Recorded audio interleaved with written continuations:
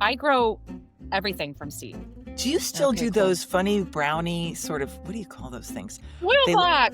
Yeah, they look like brownies to me. Is it soil blocks? Have you ever done that, Marianne? Oh, soil blocks. No, I have a soil blocker thing that I haven't Can we get Amanda? done Can we it. just? I'm sorry, this is too good. Can you just explain that really fast to listeners? It's a cool topic.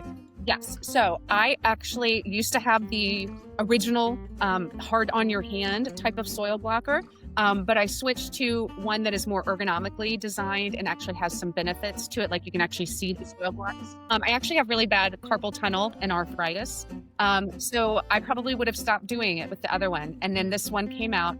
And the benefits of soil blocking are that you don't have to use any like plastic pots. And when the roots are spreading out in this block, when they reach the air, they self-prune so they start branching more.